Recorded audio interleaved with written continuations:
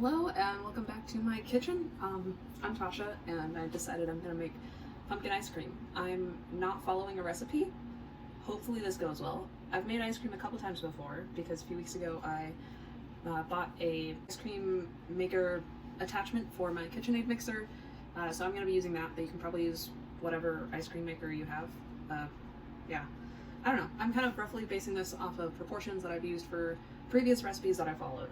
If it doesn't go well, don't blame me. Or do. I don't know.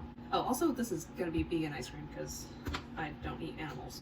So yeah, I have a can of coconut milk, a can of pumpkin puree, not pumpkin pie filling, although that would probably work, but that's not vegan, so do with that information as you will. I have half a cup of brown sugar. You could use like whatever sugar. I'm using brown sugar because I think the molasses in it will be a nice fall flavor. It goes well with pumpkin, in my opinion. Whatever. I have a tablespoon of cornstarch and a quarter teaspoon of xantham gum for thickening.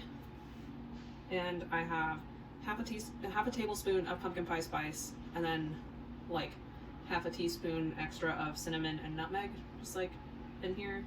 Basically, spice with pumpkin pie fall spices to your heart's content. I may need some extra coconut milk, not the canned kind, so I have some here.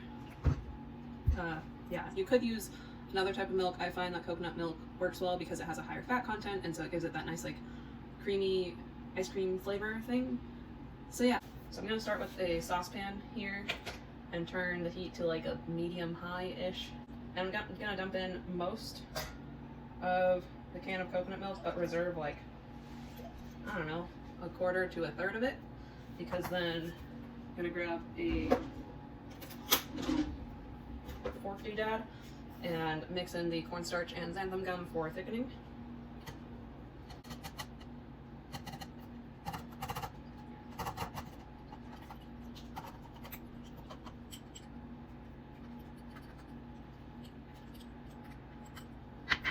You want to get that pretty well combined. As the coconut milk on the stove heats up, I'm going to dissolve the brown sugar into it. Yeah, basically I'm replacing a whole can of a can's worth, so like 15-16 ounces of a milk substance with pumpkin. So this will be like less creamy than other recipes I've made, but I'm sure it'll be fine. As this is heating up, I'm going to just add in the brown sugar. That seems to be mixing in nicely, so now I'm gonna add the pumpkin, and this is obviously gonna be a lot thicker than a milk substance, so that's why I'm going to add some extra like drinking coconut milk, because also the cans of coconut milk are higher in fat than like the drinking coconut milk that you buy for putting in cereal and stuff. I don't know if that makes sense, but like say a serving of this is a third of a cup and it has 150 calories with 14 grams of fat, whereas for this well, this is in milliliters. Okay, so one serving of this is 80 milliliters. This is 250 milliliters, so like more than 3 times as much for a third of the calories and only 5 grams of fat. So drinking coconut milk is like a lot less dense and thick than canned coconut milk. Keep that in mind. So we're gonna start incorporating the pumpkin. Okay, so we don't want this to boil, but it's also already way thicker than previous ice cream recipes. So I'm gonna add in like half a can's worth of regular coconut milk.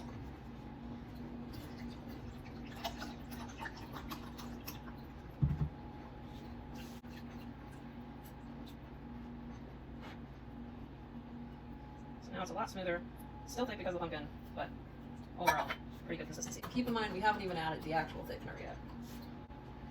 Now I'm gonna go ahead and add the spices so that they can kind of start getting fragrant and delicious in there. Okay, now that it's all incorporated, I'm gonna wait for it to like kind of simmer, I guess. Like, since it's so thick, it's gonna be difficult to determine, but I want it to get like pretty warm, and then I'm gonna put in the thickener and then cut the heat and let it just like kind of stir it and let it thicken. Okay, you probably can't see, but a few tiny bubbles are kind of starting to come up. I can tell it's getting pretty warm, so yeah, I'm gonna add in the rest of the coconut milk with the thickeners.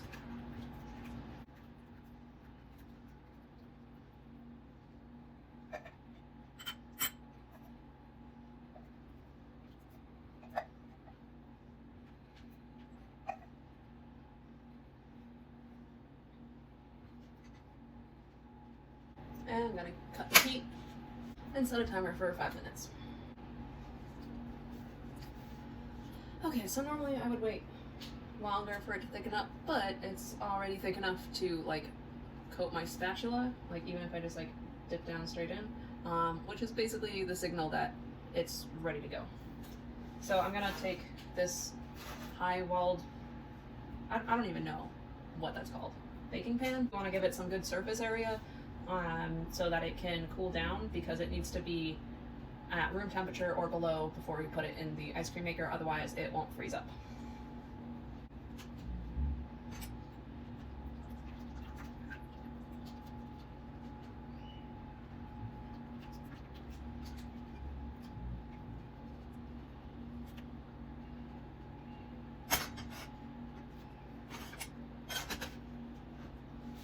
So now I'll basically get to wait a few hours till this cools down.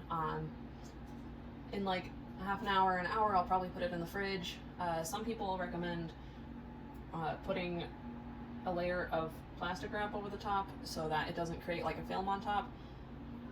I first of all don't have plastic wrap in my house because I use these like reusable ones, so they don't work well for this instance of plastic wrap. Second of all, I've noticed like I did get like a filmy thing one time. It kind of just all mixed in when it froze anyway, so I didn't really care. If you're super particular or if you're like making this for someone else, maybe use a plastic wrap or just like save the environment and don't. I don't know. Yeah, let that cool for a few hours. So I totally meant to mention that I'm drinking this like pumpkin concoction. I basically made my own pumpkin sauce with like pumpkin and sweetened condensed coconut milk and spices, and then I just mixed it with more coconut milk. It's delicious.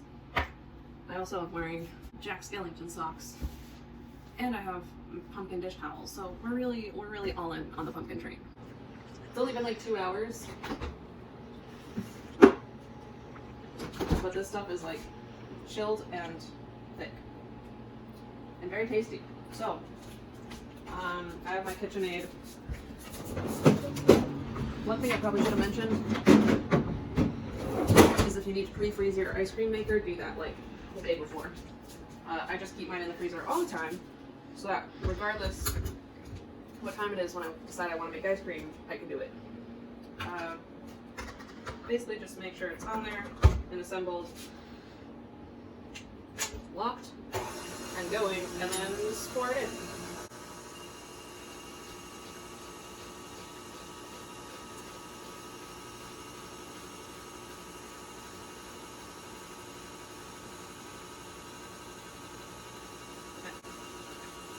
Can I have the spatula? Thanks, Camelia.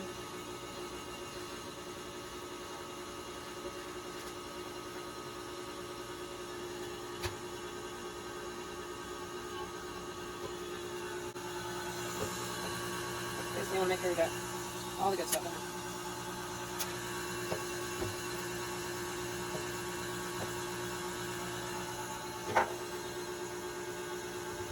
Okay. That'll probably take like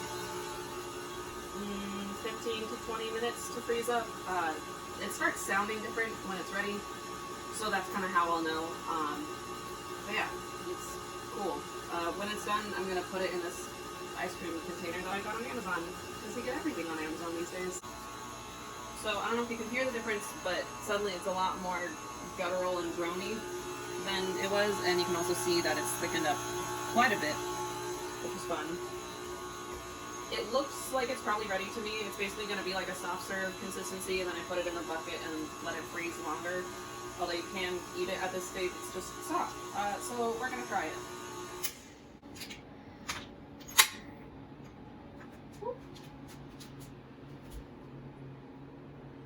Hell yeah. What do you think, cameraman? That's a hell yeah from the cameraman too. Yeah, so it's like frozen on the sides, but as you can see, it can like hold some shape. Yeah, okay, bucket time. Woo.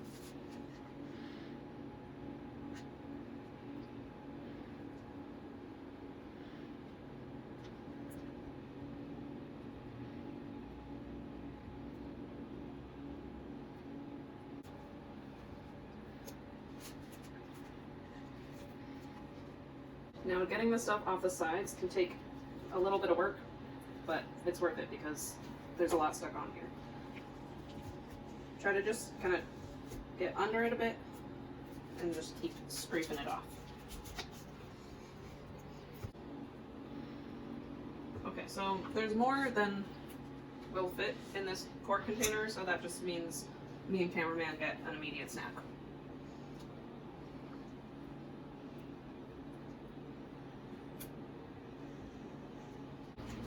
So like I said, you can just eat it immediately at the soft serve consistency, or you can have self-control and stick it in the freezer for like 3 to 4 hours and it'll finish hardening up, and then you can scoop it with an ice cream scoop or just a spoon straight out of the container. Yeah, you get the gist. That's how I make vegan pumpkin ice cream. It was a success as far as I can tell. I'm happy with it. If you try this, let me know. Otherwise, just like this video or something, subscribe to my channel. You can be subscriber number 44. I'll really appreciate it. Yeah, thanks a lot for watching. I don't know how to do this. Okay, bye.